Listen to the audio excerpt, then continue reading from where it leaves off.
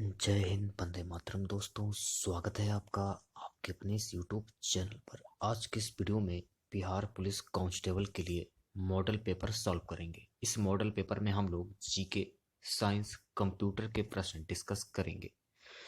तो सबसे पहले खुद से प्रयास कीजिएगा इन सभी क्वेश्चन के आंसर देने का। 2 से 3 सेकंड के बाद मैं आंसर क्लियर कर दूंगा। तो इस वीडियो को पूरा जरूर देखिए। यदि वीडियो अच्छा लगे वीडियो को लाइक करें, शेयर करें। चैनल पर पहले आप विजिट कर रहे हैं तो चैनल को सब्सक्राइब कर लें। पास ही में आपके बेल आइकॉन होगा, उसको भी दबा लें। इससे आने सारी नए वीडियो नोटिफिकेशन आप सभी लोगों तक आसानी से पहुंच जाएगी। यहां से आपके सामान्य अध्ययन के क्वेश्चन स्टार्ट हो जाते हैं। क्वेश्चन है, निम्नलिखित में से कौन सा महारत्नों की सूची में नहीं आता है? भारत में पब्लिक सेक्टर की 8 कंपनियां महारत्न की श्रेणियां हैं। पहली है नेशनल थर्मल पावर कॉर्पोरेशन, इसे बोलते हैं एनटीपीसी। दूसरा है oil and natural gas corporation, इसे बोलते हैं ओएनजीएल। तीसरा है steel authority of India limited, SAIL. Bharat heavy electricals limited, व्हील, इसे बोलते हैं इंडियन ऑयल कॉर्पोरेशन लिमिटेड। एक है कोल इंडिया लिमिटेड। अगला है gas authority of India limited, Bharat petroleum corporation limited. तो सी वाला जो ऑप्शन है आपका बिल्कुल करेक्ट हो जाएगा, हिंदुस्तान पेट्रोलियम कॉर्पोरेशन लिमिटेड। चलिए बात करते हैं अगले क्वेश्चन की। भारतीय संविधान में राष्ट्रपति के चुनाव की प्रणाली किस देश से ली गई है? भारत में राष्ट्रपति का चुनाव आनुपातिक प्रतिनिधित्व की एकल संक्रमणी पद्धति द्वारा किया जाता है।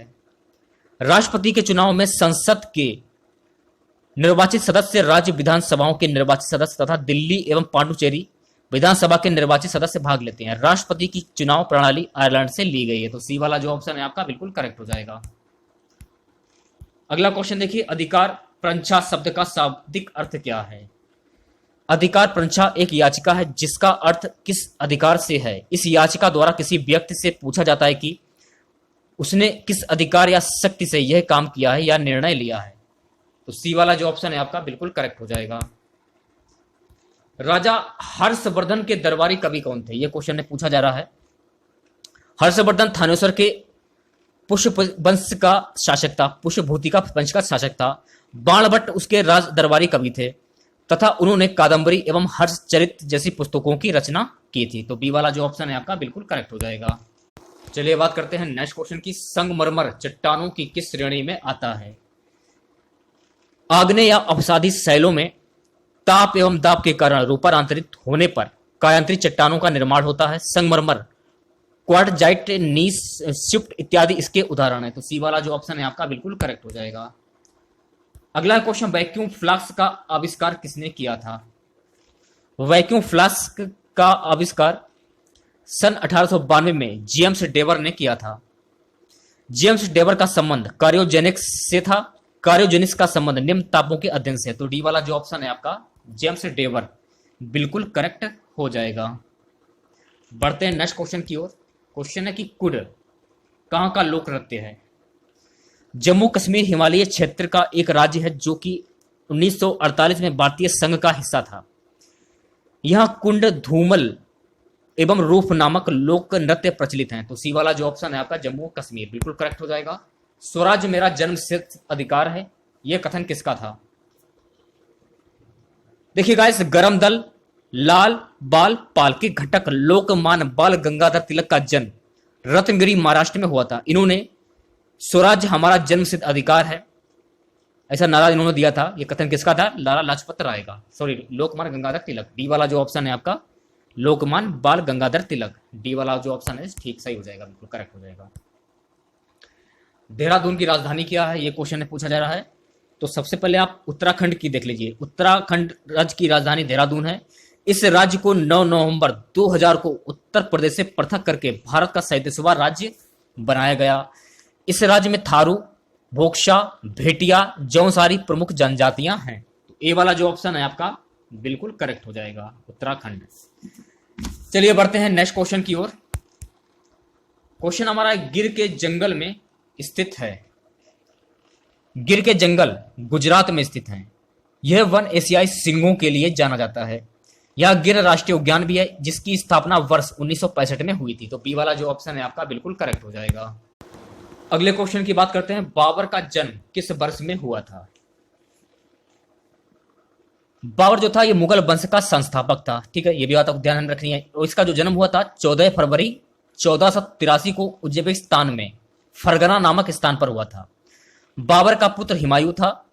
बाबर की मृत्यु 26 दिसंबर 1530 को हुई थी। इसका सब पहले आगरा में रखा गया, बाद में काबुल के बाग ए बाबर में रखा गया। इस क्वेश्चन से आप लोगों को इतनी जानकारी प्राप्त हो जाती है।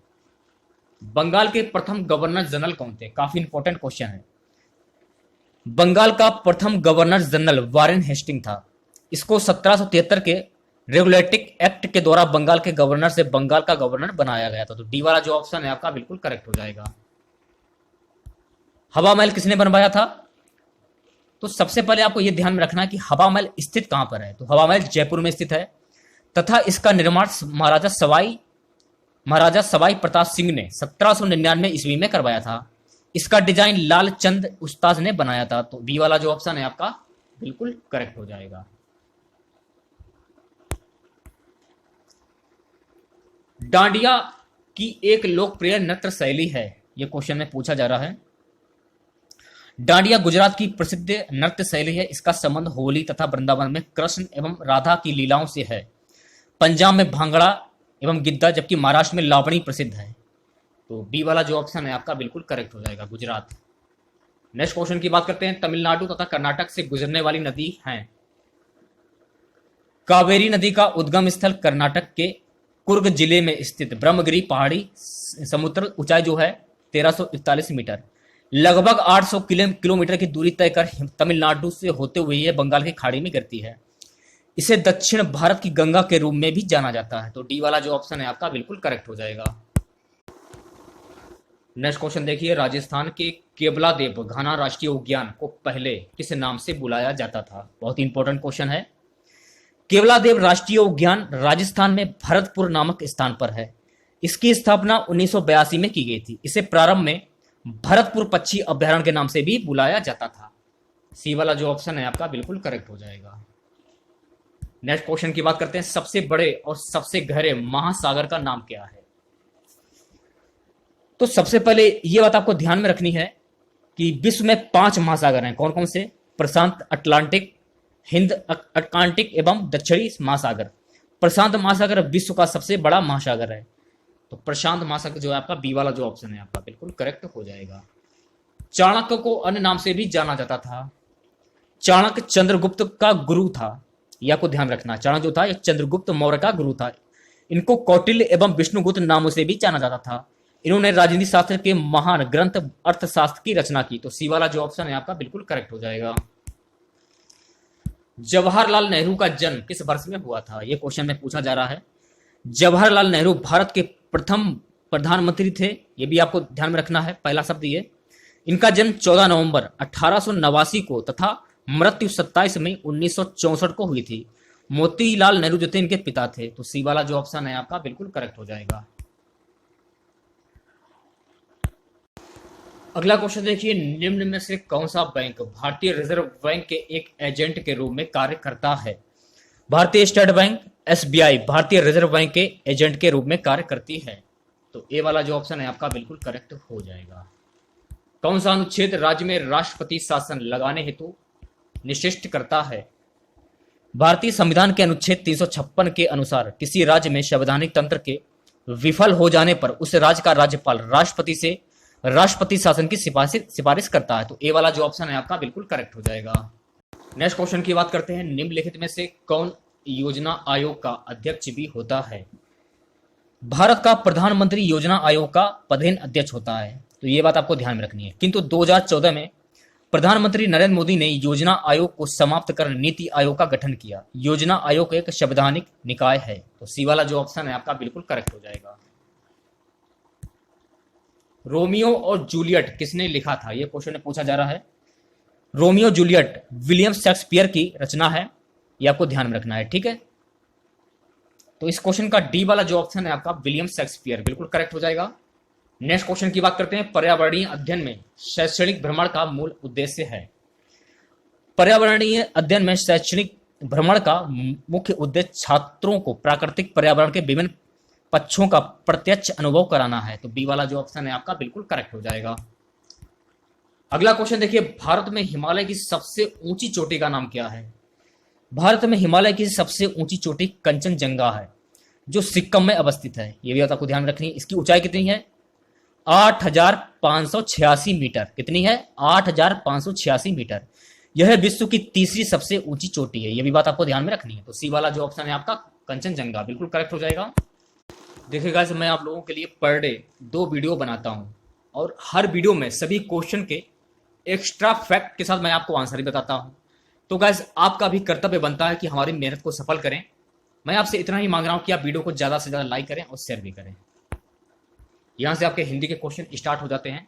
क्वेश्चन है, निम्नलिखित में से अशुद्ध छांटिए। सन्यासी, सी वाला जो ऑप्शन है आपका बिल्कुल करेक्ट हो जाएगा। अगला क्वेश्चन, किस वर्ण का उच्चारण स्थान कंठ तालु है? यह क्वेश्चन में पूछा जा रहा है।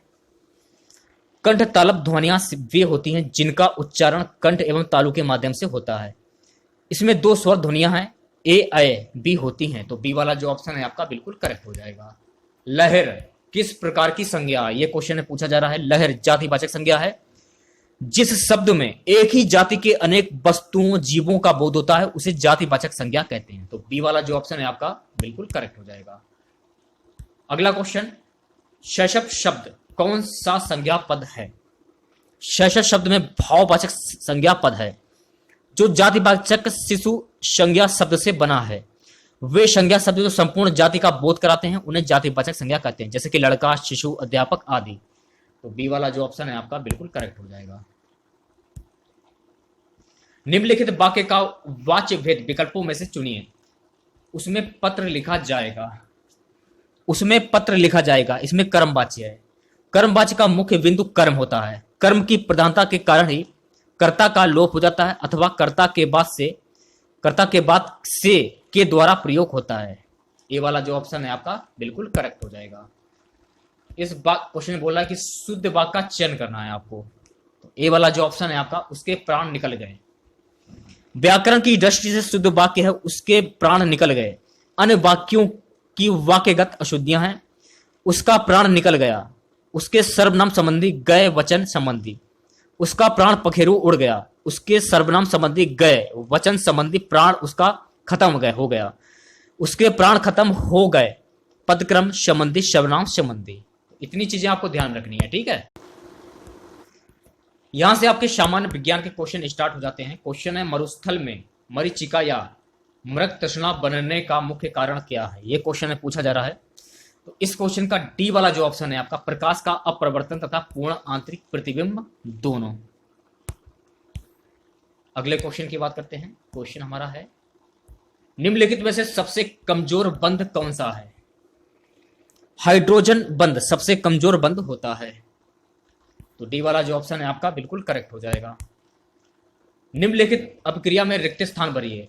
अम्ल प्लस क्षारक प्लस पानी, तो यहां पर क्या आएगा? अम्ल प्लस क्षारक नमक। डी वाला जो ऑप्शन है आपका बिल्कुल करेक्ट हो जाएगा। एक विशेष कार्य करने वाली समान कोशिकाओं के समूह को क्या कहते हैं? ऊतक किसी जीव के शरीर में कोशिकाओं के ऐसे समूह कहते हैं जिनकी उत्पत्ति एक समान हो तथा वे एक विशेष कार्य करती हों। ऊतक के अध्ययन को ऊतक विज्ञान के रूप में जाना जाता है। तो इतनी चीजें आपको ध्यान रखनी है। तो ए वाला जो ऑप्शन है आपका ऊतक बिल्कुल करेक्ट हो जाएगा। पौधों के ऊतक कितने प्रकार के होते हैं? पादप ऊतकों को 2 वर्गों में बांटा गया है। यह बात आपको ध्यान रखनी है, ठीक है। 2 वर्गों में बांटा गया है। पी वाला जो ऑप्शन है आपका बिल्कुल करेक्ट हो जाएगा। स्वतंत्र रूप से लटके हुए लकड़ी के एक ढांचे में कील ठोकना कठिन होता है। कौन सा नियम इस कथन का समर्थन करता है? न्यूटन के गति का तृतीय नियम। प्रत्येक क्रिया के समान एवं विपरीत प्रतिक्रिया होती हैं। जब हम लटके हुए लकड़ी के पिंड पर कील ठोकते हैं तो हथौड़े से हुई क्रिया को लकड़ी के पिंड से प्रतिक्रिया नहीं मिल पाती है, अतः इस पिंड में कील ठोकना कठिन हो जाता है। सो गाइस, इस क्वेश्चन का सी वाला जो ऑप्शन है आपका बिल्कुल करेक्ट हो जाएगा। अगले क्वेश्चन की ओर बढ़ते हैं। क्वेश्चन हमारा है, निम्नलिखित में से कौन सा विद्युत चुंबकीय तरंगों का गुण नहीं है? ए वाला जो ऑप्शन है आपका बिल्कुल करेक्ट हो जाएगा। विद्युत चुंबकीय तरंगे व्यक्तिकरण तथा विपर्दन नहीं दिखाती हैं। नेक्स्ट क्वेश्चन की बात कर लेते हैं। क्वेश्चन हमारा है, एक रेडियो धर्मी वस्तु की अर्ध आयु 6 मास है। वस्तु का 3/4 हिस्सा ... में क्षय होगा। जब एक रेडियो धर्मी वस्तु की अर्ध आयु 6 मास है तो वस्तु का 3/4 हिस्सा 12 मास में क्षय होगा। सी वाला जो ऑप्शन है आपका बिल्कुल करेक्ट हो जाएगा। अगले क्वेश्चन की बात करते हैं। मनुष्य के खून का पीएच मान कितना होता है? कम होता है, अधिक होता है, कम होता है, अधिक क्षारीय होता है? मनुष्य के खून का पीएच मान क्षारीय होता है। तो इस क्वेश्चन का सी वाला जो ऑप्शन है आपका कम क्षारीय बिल्कुल करेक्ट हो जाएगा। नेक्स्ट क्वेश्चन की बात करते हैं। एल्यूमिनियम तथा आयरन ऑक्साइड की अत्यधिक मात्रा वाली मृदा को क्या कहते हैं? एल्यूमिनियम तथा आयरन ऑक्साइड की अत्यधिक मात्रा वाली मृदा को पेडलफर्क मृदा कहते हैं। बी वाला जो ऑप्शन है आपका बिल्कुल करेक्ट हो। यहां से आपके कंप्यूटर के क्वेश्चन स्टार्ट हो जाते हैं। क्वेश्चन है, संगणक या कंप्यूटर शब्दावली में एफटीपी का असंक्षिप्त रूप क्या है? फाइल ट्रांसफर प्रोटोकॉल एक नेटवर्क प्रोटोकॉल होता है जिसके द्वारा इंटरनेट आधारित टीसीपी आईपी नेटवर्क पर सूचनाओं का आदान प्रदान किया जाता है। इसे उपभोक्ता आधारित कूट या ऑनमिन्स यूजर एक्सेस के द्वारा काम में लाया जाता है। अनेक हाल ही के वेब ब्राउजर और फाइल प्रबंधक एफटीपी सर्वरों से जुड़ सकते हैं। संगणक या कंप्यूटर शब्दावली में एफटीपी का संक्षिप्त रूप फाइल ट्रांसफर प्रोटोकॉल है। तो डी वाला जो ऑप्शन है आपका फाइल ट्रांसफर प्रोटोकॉल बिल्कुल करेक्ट हो जाएगा। चलिए बात करते हैं अगले क्वेश्चन की। आईएसडीएन का संक्षिप्त रूप क्या है? सी वाला जो ऑप्शन है आपका बिल्कुल करेक्ट हो जाएगा, इंटीग्रेटेड सर्विस डिजिटल नेटवर्क। अगला क्वेश्चन देखिए, एमआईसीआर के असंक्षिप्त रूप में टी का क्या अर्थ है? एक क्वेश्चन का आंसर आपको कमेंट बॉक्स में बताना है।